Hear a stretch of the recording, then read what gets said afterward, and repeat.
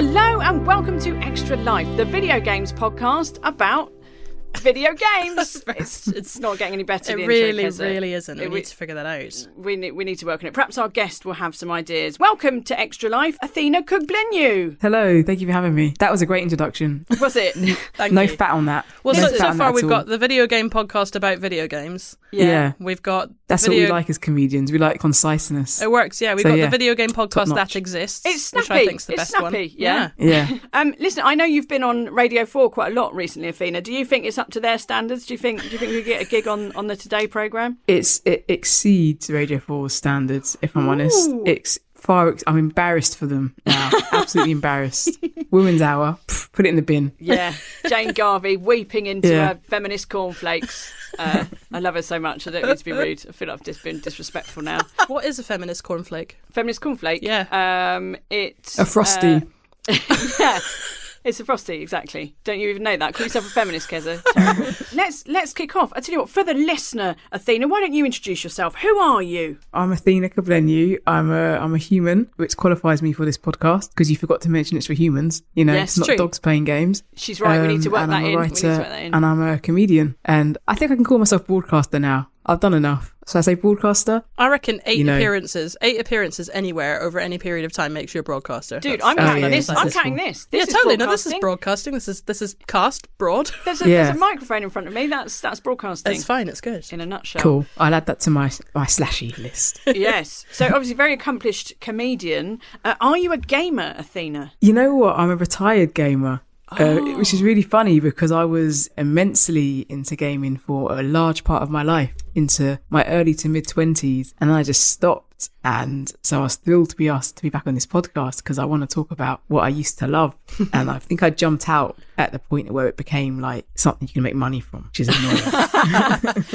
I feel like that. It's a bunch of missed boats. But yeah, like now it's like another world, isn't it? But yeah, up until 2005, 6 or 7 maybe, that was my big part of my life. Yeah. So I like this. This is like we're visiting you in your sort of retirement home for gamers.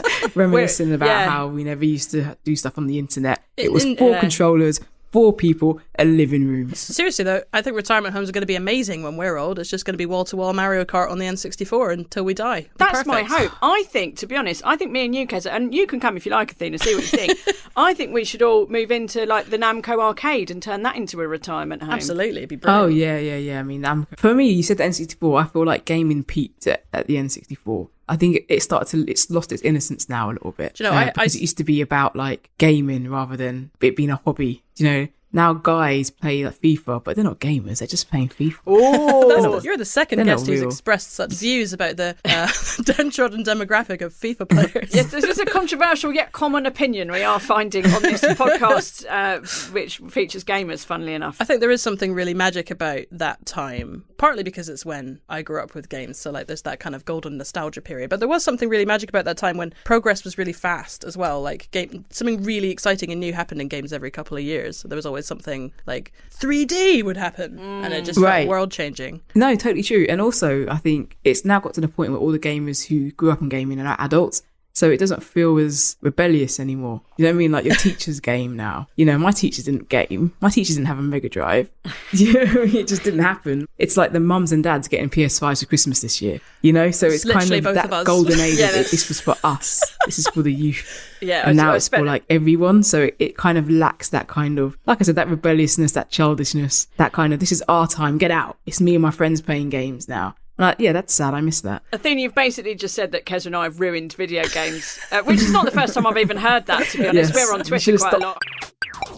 But was there a catalyst? Was there a particular moment, or was there a game you played and you thought, you know what, I'm done. This is a stupid, childish hobby. A point which I've reached several times, but I've always gone back to it. What was it that made you give up, Athena? I just didn't buy another console. So I think the last console I bought was the original Wii, which I think was a wonderful machine and a game changer, actually. Every machine you buy now has been inspired in some part by what was transformed by the Wii, the idea of physical play, the idea of how the controllers could work, and they did all that online stuff like super early. Who's ink me? Yes, and I am. Yes, I love meeting you.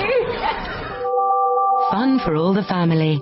only on Wii. So the original Wii was the last console I bought, and then I just sort of never bought another one, and I stopped playing it. So if you don't upgrade your console and you stop playing the old one, you kind of just drift away, sadly, and that's kind of what I did. I think the last console I played like religiously, like, hours and hours and hours every week was the N64. And so when I got the Wii, I played it less and less. It was just getting old. I was so busy. I just didn't have the time. I started to use the Wii for like fitness. You know what I mean? And then it's now gathering dust. But I got a lot, played it a lot. I had great games in it, the original Wii. People take the piss out of the Wii for being the one that mums and grannies can play with the bowling. But actually, it was extremely punk. There were so many just completely weird, bizarre games on the Wii. They were really pushing the boat out with their experimentation. My favourite game was the Indiana Jones game because you could whip. So I just like whipping things. I spent all day. It was quite a stress reliever. But yeah, they really were like, what can we do with these controllers? And I appreciated the imagination that went into that.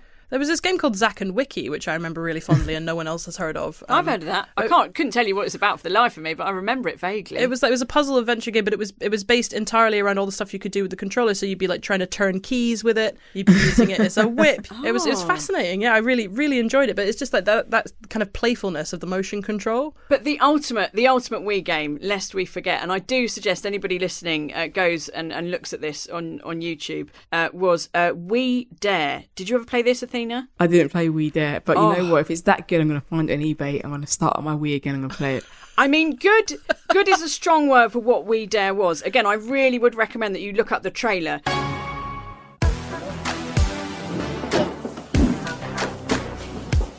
And do you remember this, Keza? I certainly do. It was a Ubisoft game. I don't think it was even released in the UK. It was released in France, where Ubisoft is based. And I ordered it from Amazon.fr so I could review it. Because based on the trailer, which it was like an adult party game. And as sexy as that sounds. Ooh la la. So in the trailer, there's things like, there's a woman on all fours kneeling over a man while another man... And she's got a Wii controller tucked in the back of her pencil skirt, which is what I always wear when I'm gaming. And another man is like spanking her on the bottom with another Wii controller. It is exceptionally... I mean, it's just exceptional. The trailer is one of the greatest works of art of the 20th century, I think. It's so great that at Eurogamer, which the website I used to write for at the time, we recreated the trailer, but it was with me, Ollie Welsh and Johnny Minkley, who are ageing male games journalists who do not look like the men in the trailer. I don't think they'll mind me saying that. I didn't look like the women in the trailer. And also, I was 6 months pregnant. So there's this scene of me pregnant with my belly hanging over Johnny, I think, while Ollie spanks me. And I mean, I think it's one of the most erotic things that's ever happened. It was quite the spectacle. I can't say buy the game because, unsurprisingly, it was absolute dog shit, like really awful. A true tribute to the creativeness of the Nintendo Wii. We Dare. Yeah. S&M, who'd have thought it? A gaming genre. So have you always been a Nintendo person then, Athena? No, I started off with the Amiga, which wasn't something we had, but our friends had it. Because in the 80s and 90s, not everyone could afford to have this stuff. So, right. It was whoever had what, and you went to their houses, right? That was the old days. Hello, in today's programme, I'll be taking the lid off the machine they're all talking about. Commodore's new micro, the Amiga. And then I had a Mega Drive. Yeah. And then I got an N64, and that was the game changer for me. I think that was when I played so much I would go to bed at night and just dream that I was in Super Mario Land or whatever. But I think it was the first super successful 3D 64-bit console, so that was the one that had us all. That and the PlayStation they were the ones vying. The N64 was different to being on the PC and playing Doom or whatever. It was way more immersive and that's because Nintendo just make amazing worlds. Yeah, I've always felt that way. Listen, I would have been happy to stop at the Amiga, personally. I want to go back to the Amiga. Because I was like you, Athena. We couldn't afford an Amiga, or indeed a computer in my house. But my friend Rosalind, who went to posh school, she had an Amiga. There does seem to be some confusion as to who this machine is aimed at. But in the UK, they're planning to launch it as a small business machine. Of course, any machine lives or dies by its software. There is an IBM emulation package for the Amiga, giving business users access to at least the top 25 IBM PC programs.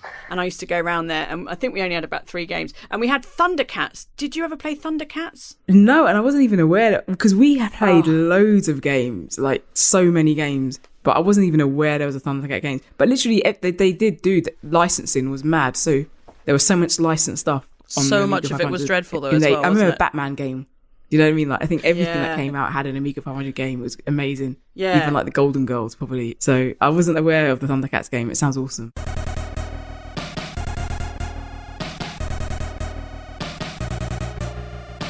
Oh, it was great, but I looked it up on YouTube because I couldn't remember it. And I looked it up, and the first level is just completely brown. Everything in it is brown apart from Lion-O. And then I looked at the video on the second level, and you get to go in a land speeder. And I was like, I don't remember this. And then I realised because the game was so impossibly hard that Rosalind and I never got past the first level. Like, not ever. Well, you know that game, like all these licensed games were made by the poor intern at whatever developer it was in about 2 months. And Is they that didn't right? sleep. Right. Yeah, like a lot of the licensed ones were just like really cranked out. And so a lot of them are actually unplayably difficult. Or like they have a massive bug in the 5th level that no one ever found because it was too hard. So I grew up with the N64 as well, Athena. And fine. Talk about your modern young kids with your modern contraptions. I was well into my 20s when I used to grow up poring over the pages of N64 magazine and like fantasizing in my brain about how amazing all these games were from these like tiny screenshots. And then I moved to Japan when I was 20, and I ended up spending basically all of my Japanese student loan on old N64 games that I found in retro shops that I had once seen in N64 magazine and decided that my life would be better if I owned them. I remember I bought one, like my Japanese was, so we say, rudimentary at best when I arrived, and I bought one that I thought was, from what I could read of the title, I thought was about bands like playing guitar. It turned out to be bass fishing, not bass guitar. Bass fishing games were a thing though for a while. Very much. Remember? Yeah, Sega bass fishing games were a thing, and in fact, at one point you could buy like a fishing controller. Yeah, I'd forgotten that fishing was a thing in sort of the late 90s, early 2000s. And there was a fishing Jimmy mini Bullard game. had a fishing show on Sky. Do you remember that footballer? I don't remember. No, we didn't have Sky for goodness sake. We didn't have an Amiga. We couldn't have Sky. We basically lived in a hole in the ground. Ellie just had coal and potatoes. Yeah, that was it. Right.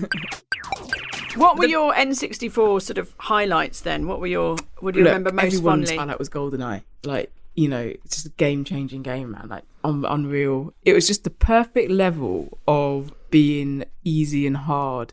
So you knew you could get really good at it if you only played it 24 hours of the day, 7 days of the week. And again, just like, I love big world. So it had the best world. You could just wander around all these cool places. And I'm a Bond fan as well, right? So it's full of, I love, not just in games, but I love things that reward you for paying attention. And there's so many like Bond references and Bond Easter eggs and stuff in that game. So if you're a Bond fan and you're a gaming fan, it's just like an intersection that's just like really wonderful. Do you know how to use one of these?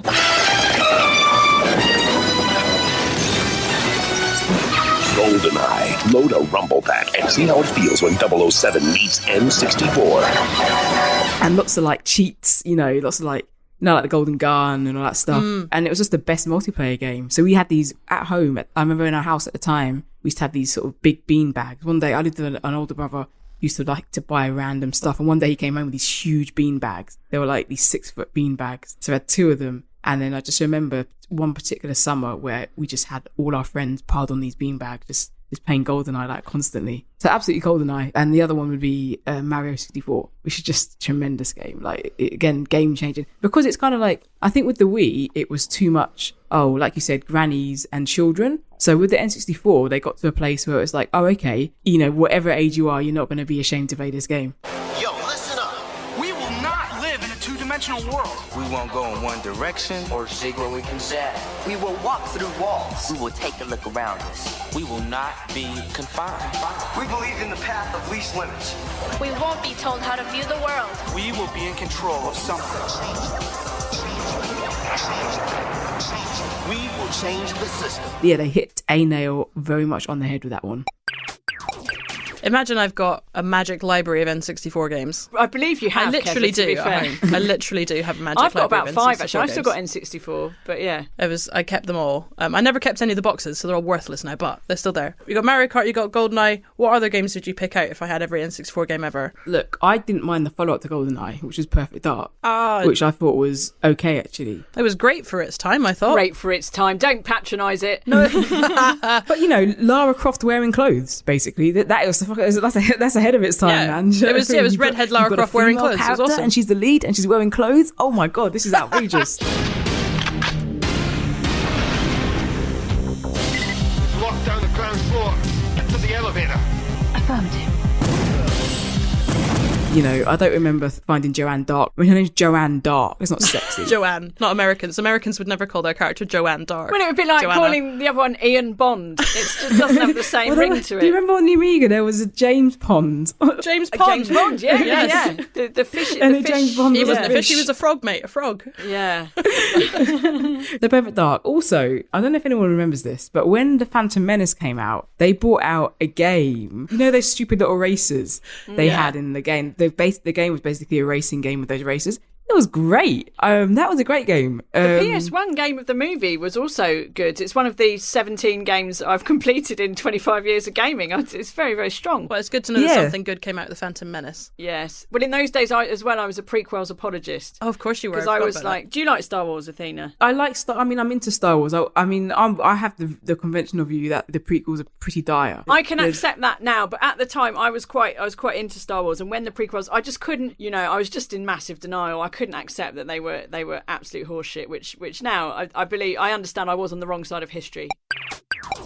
So Keza's library. So we've got Perfect Dark, Goldeneye, the Pod Racer, the Star Wars Pod Racer.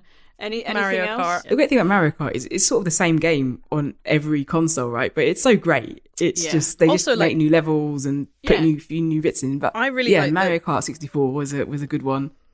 Zelda was great because we had that. Did you have Zelda Ocarina of Time or Zelda Majora's Mask? It was Majora's Mask we had. The one where you have to repeat the same 3 days over and over, and there's the big scary moon in the sky. like Groundhog Day. How can you play these? It's so tedious. It's low key the best Zelda game. It's so creepy. It's so great. I mean, repetitiveness is good in video games. When you think about the games you love the most, it's when you have to do the same thing over and over again, but get better and better at it each time. You know, that's a very good point. Whereas I think where games get quite boring is when it's just sort of like endless. When we were little on the PC, we play things like Command and Conquer and Civilization, and that's the same thing over and over again. Conquer a land, kill some army. Get your Tanya out, kill everyone, do it again. Like, repetitiveness is great for video games, but it has to be an incremental improvement in what it's asking you to do. If that makes sense. I mean, Majora's Mask was the most repetitive Zelda because you literally had to play the same 3 days, just over and over again. It was, and that might just be like was... what my brain likes as well. Yeah, I think it depends as well, doesn't it? Like some people, I know some people who really love to play games like Destiny where you just do the same thing forever. You shoot aliens in the same area for ages until you get the item drop that you're looking for, and they'll sit there, they'll put on a podcast, they'll put on a TV show and just watch that while they play. That is bizarre to me. Like, I need games that will kind of hold my attention. I quite like a bit of background sometimes. I play quite a lot of Mario while listening to the Tracy Chapman albums in the 90s. So now I can't hear Fast Car without imagining that I'm like jumping down a pipe. Talking about revolution. Exactly. I feel like that's what Shigeru Miyamoto had in mind originally for the soundtrack. They just couldn't afford it back then. Yeah, he just couldn't afford Tracy Yeah, Chapman, so he just put some bleepy noises in instead. A great shame.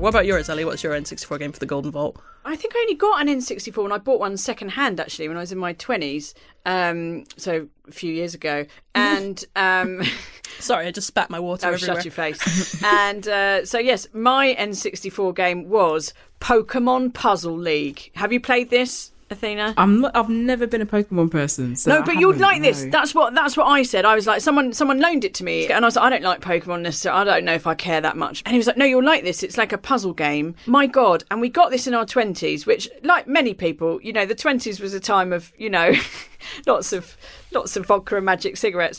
And I remember staying up till 5 a.m. playing this game until all I could see was like Pikachu's little face and then these blocks just like I went into the Matrix, man. It was intense. Someone out there will remember it. I swear to God. Unless I had so many magic cigarettes, I have just invented it. That's also possible. Let's be honest. The cool thing about the fact that I kept all my N64 cartridges is not only have I got all the games, I've also got all the old save games. Oh. Which I'd kind of forgotten that the saves were obviously on the cartridges. But don't the batteries work? Because I thought, aren't the saves saved on a battery? Yeah, apparently that... You used to have a memory card. Yeah, like all the games that weren't Nintendo, they couldn't figure out how to use the tech well enough to save the game on the cartridge. They needed all the memory for actually running the game. Boring, but there you go. So no, that seems really... Yeah. Why didn't Nintendo just tell them how to make a game so that you could save the goddamn game on the cartridge? Because it was like Nintendo were so secretive that then. It was like they kept their industry secrets. So one of the reasons that the N64 had so many great Nintendo games and not that many great games made by anyone else is because Nintendo didn't really go out there and help people get the best out of the technology. And that's something they had to unlearn over the years. Like now on Switch, everybody puts their games on Switch. It's much more accessible. But for a long time, the reason that there were so few, non-Nintendo games that were really great on Nintendo systems was because they just weren't helping developers. They kept all their secrets to themselves. But that's interesting. They changed for the Wii then, because they'd let bloody anybody put a game on the Wii. I had to review the video game of the quiz show Golden Balls with Jasper Carrot. I think it might be the worst game I've ever played. It was seriously, I made a living out of reviewing shit Wii games for about 3 years, and I quite enjoyed it. It sounds like the original Android store. Oh, yeah. Hey, it's a free-for-all. Come and put your crap on our platform. Exactly. And like anyone who'd made a game in their lunch break could just put it on the Android store. So I know you mentioned the beanbags. Was gaming always like a social thing for you, or would you fall down the K-hole as I did with, down the poker hole? It was a social thing for sure. Like when I've got a twin brother, and me and our friends, that gaming was a central part of how we socialised. So we'd play Doom a lot and Duke Nukem and all those kind of shoot 'em ups that were on the PC in those days. But there were definitely some games that when we kicked everyone out of the house, that I snuggled down to play myself. I did get into things like Football Manager. It was Championship Manager when I started playing it, and I think it changed its name about 12 times. But I got into stuff like that by myself. That was for like bus journeys and things like that, because I had it on my PSP in them days. The PSP, the Sony handheld. Thing. Yeah. I had a PSP. It was a nice little machine. Yeah, PSP was great, and the great thing was it came out at the same time as like downloads and stuff. So you had all my music on it as well. So I had my games, I had my music, and you could also go on the internet with it. So it was actually like this original smartphone without the phone. Yeah, you could even buy little films on the discs. Remember, little UMD discs you could buy games or films. Little cute little discs. They were cute. That was just a Monster Hunter machine for me, the PSP.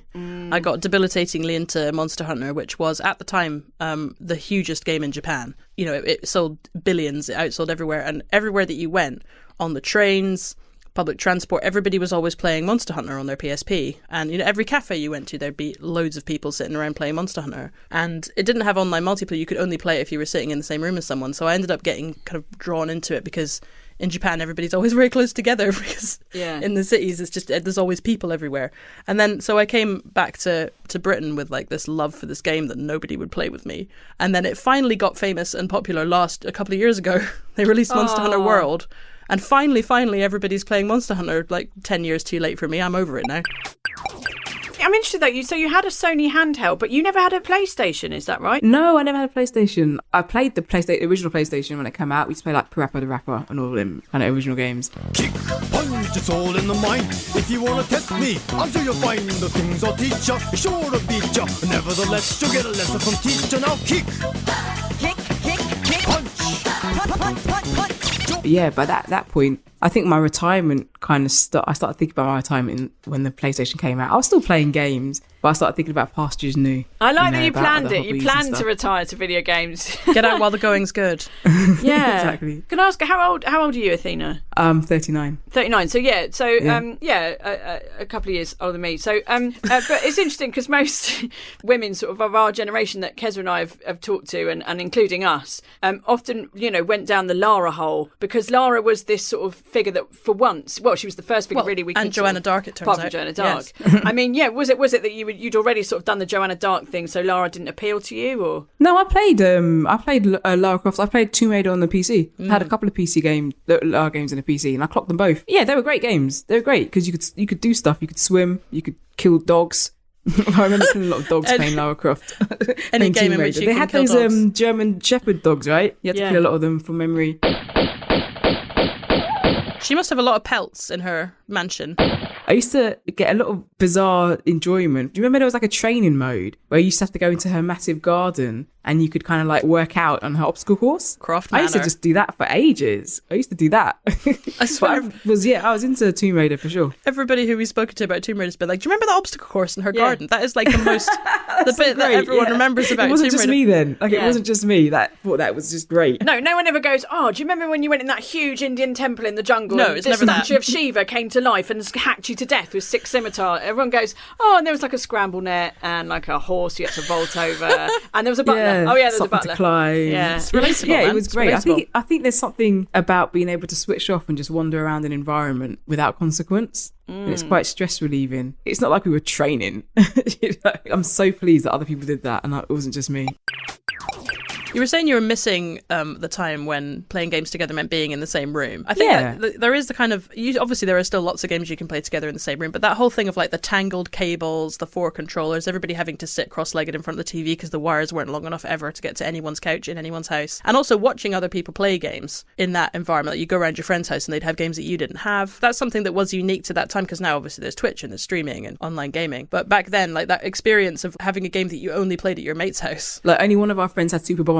So we had to go there to play Super Bomberman, you know, like, completely. I'd forgotten about that. I think the other thing as well is not to get too philosophical about it, but in those days when you got into a room, you know, lots of kids in a room sitting around the TV playing video games, it fostered a real kind of a socialization energy. It just made you get on. It made you take losing. It made you take winning and all this stuff. But now everyone's playing online and you have all these issues with like abuse and anonymity and, you know, kids are getting like lonely and stuff like that. And it's just sort of, there's like a good side and a bad side to the way it's sort of so global now because you're not having meaningful interactions with people, or you find the interactions too meaningful. So you attract from quote unquote real life and you just sort of stay in your room playing Minecraft. So in the 90s and the early 2000s, there were lots of advantages to having kids in one room, having these dynamics. And we've lost that now because I've got a 2-year-old and I'm just terrified as to what gaming world she's going to inherit, you know, in a few years' time. It's just going to be frightening. It's very, very different from how it was. So I have little kids and I have a stepson who's 14. And like you were saying about how no parents play games and it's uncool, like my stepson will never play any game that I would play ever.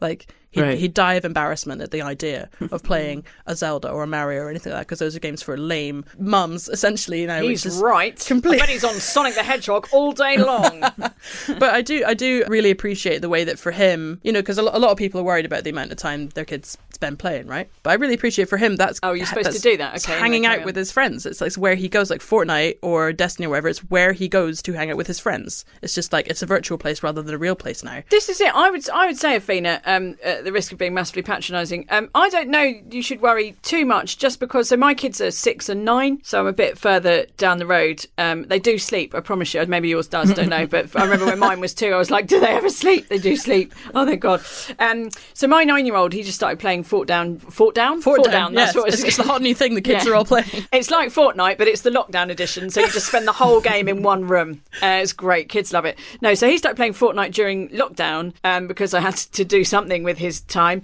and it's brilliant. And like he engages with his mates, and during lockdown it was how they stayed in touch and they talked and they chatted, just like you're saying, like I used to do with my mates when we were in the same room, only without the magic cigarettes because they're 9. So I feel like I feel like I'm taking a positive and contrarian position on this. The games still connect people, but I think you're right. There is a dark side to the online nature of gaming. Of course, yes. It still connects people, but now there's like that extra dimension to it that you know is a bit scary, I think, for parents. Like, so I have spent my entire life avoiding playing World of Warcraft because I know that if I play World of Warcraft, that will be me. I'm done. I'm like, that's it. I won't play anything else. It'll be hundreds of hours of World of Warcraft and it will be too much for me and I will withdraw from life. My husband still talks about coming in and like from work or something and finding me just in front of World of Warcraft and there was 12 empty cans of Carlsberg and then 6 cheese wrappers because someone had bought us like a cheese board and I'd just eaten all the cheese like by hand because I couldn't leave the computer to cook anything or even order a pizza. That's a mighty fall from the S&M photo shoot, isn't it? I mean... I think that's even sexier of an image, to be honest. Does online gaming just not appeal to you at all, Athena? You just... No, it doesn't, sadly. And I think for the reasons you've both kind of alluded to, that when you've got people in your house, at some point you've got to kick them out. You know, when you're on the internet, you know, you're on that all day long, all night long. And I just got a bit too busy. And so I probably didn't get into it because I knew that I couldn't afford to, if that makes sense. Mm-hmm. People staying up until the early hours of the morning playing video games. That obviously always happened. That's not a new thing. Yeah. But I just sort of think the environment is so much more fertile for that kind of addiction because of the way online gaming works. And obviously because it's global, a lot of the time people are talking to people in a different time zone, right? So that's another thing that encourages us to not really switch off. I don't need things to further encourage me not to switch off. Teenagers have no impulse control whatsoever as well. Come to think of it, I'm actually quite pleased that my stepson plays all his games online, because have you ever had teenage boys in your house? Not to generalise about men, or boys indeed, but they smell, they eat all your food. And also, like, the age that my stepson is now, some of his friends are just actual men. There's just strange men sometimes in my house. And I'm like, why is my house full of men and I have no food left? So, like, if he wasn't playing online, I'd have, like, freaking 6 of them around all the time. I'd spend £600 a month at the Aldi just to feed them on frozen pizzas. So, all for online gaming, in summary. You've converted me.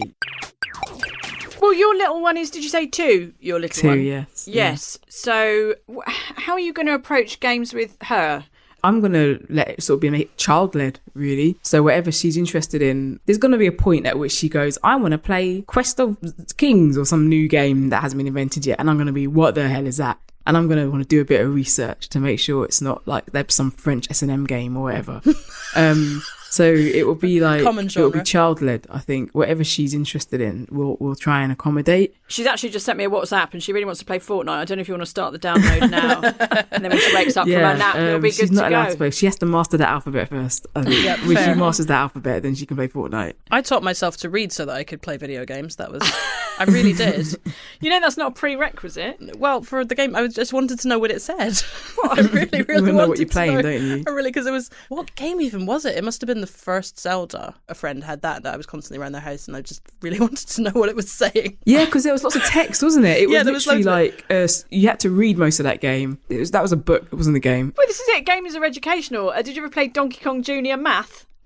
I can't say I did, Ellie. I think it's a NES game, and obviously Donkey Kong, and you have to swing him between the vines to catch the right numbers, a bit like Countdown, to catch the right numbers to make the sum in the bottom corner of the screen. Riveting. And it is as thrilling as that sounds. It honestly sounds riveting. I remember like old BBC machines that they'd have in schools that had educational games. So they had like darts, but you had to like do all the addition in your head. But like darts is a really hard mathematical, like they're really big numbers. When you're like 5, that game is so hard.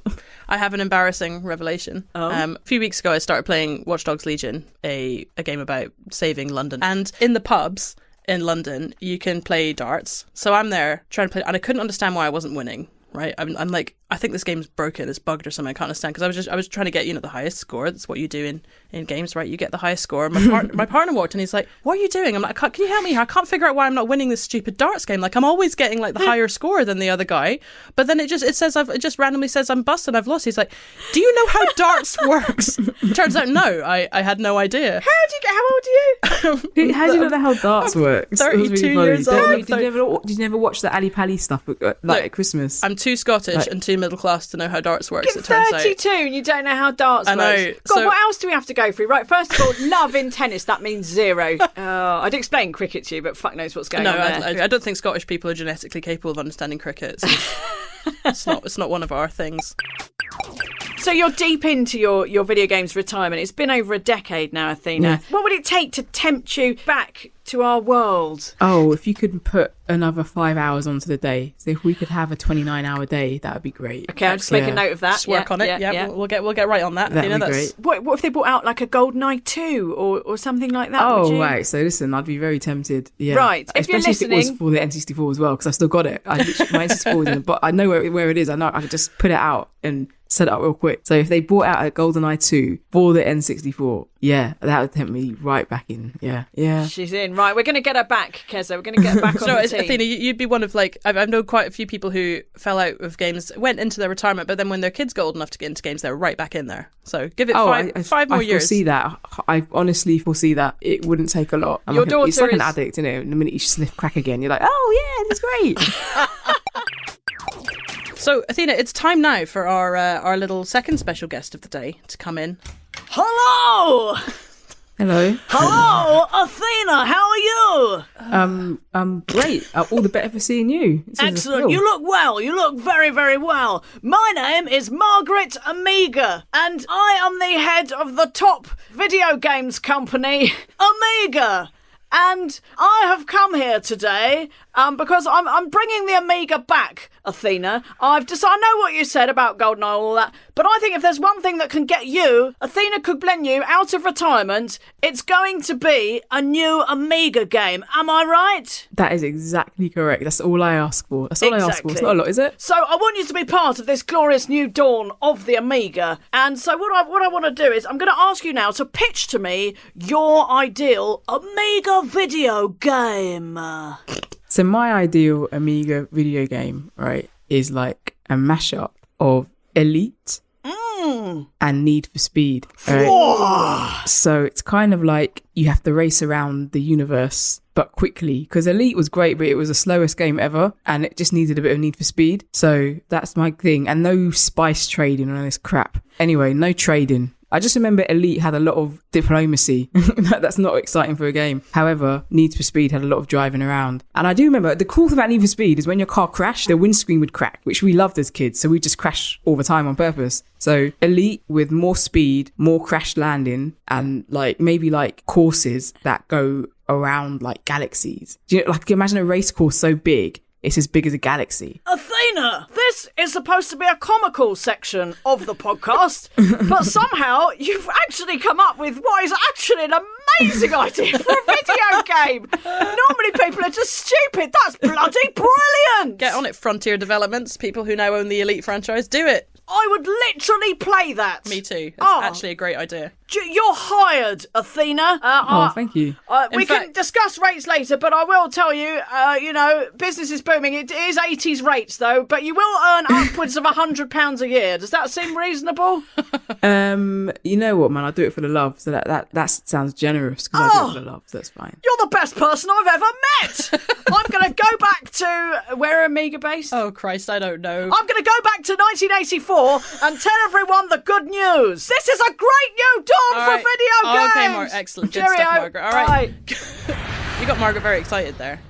Usually there's a little bit of dismissiveness about our guests' ideas from the executives that we invite in, but not today. Oh, hey gang, I was coming back in, I just saw Margaret Amiga. She looks over the moon. I've never seen her so happy. Yeah, we're going to make a lot of money, me and Margaret. Yeah. Oh, good for you, money, man. I'm really happy for you. That's amazing. Yeah, let's do a quick fire round. So in this round, hang on, Athena... Wait. Oh, sorry. Hang on. Oh, no, I don't have my questions. In this round, we wait for Keza to do some personal admin. Where's... which makes it more of a slow fire round to begin with, but we'll get this. So quick fire round, Athena. This is where we ask you some quick fire questions about video games. You give us your answers, and then we judge you as a person. How does that sound? Yeah, I love being judged. It's great. Excellent. Question 1, Keza's favourite. Sonic or Mario?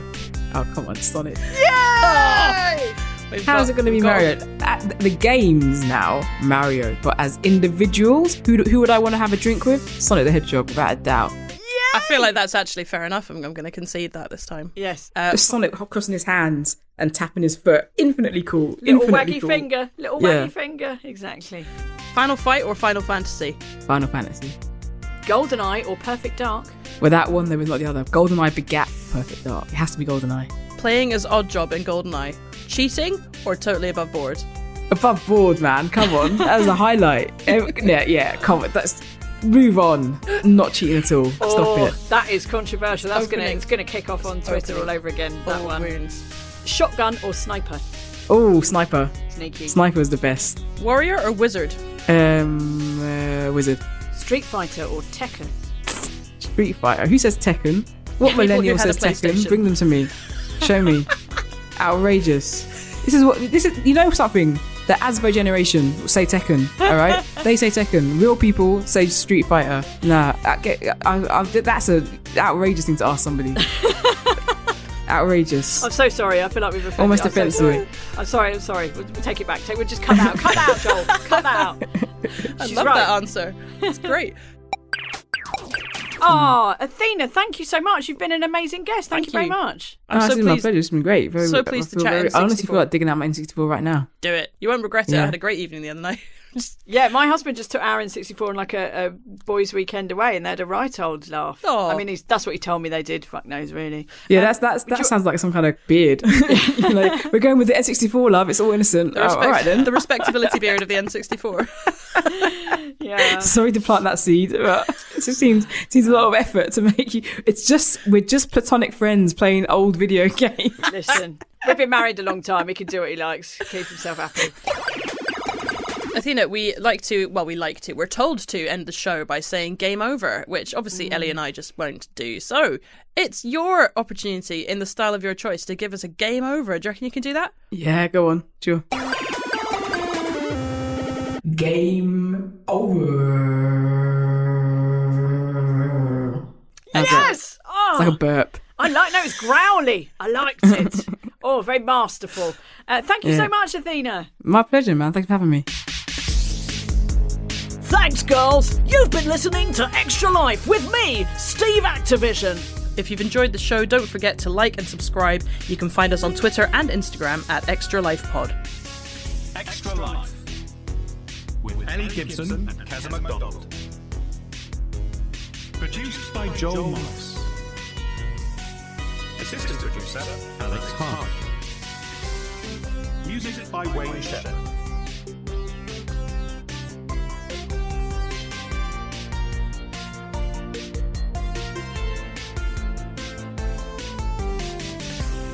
Extra Life is a Great Big Owl production for Auddy. One of my favorite things ever was this. It was the Nintendo 64 video game, Goldeneye. And this is one of the best video games of all time. This is a good one. I loved it. Extremely popular. You play and I was no good at it. I played it once and shot myself in the foot. We've had some complaints from the various video game executives featured on this show, and we'd like to just make absolutely clear that Ellie's voices do not represent the actual views of any of the corporations mentioned. Oh, spoil sport.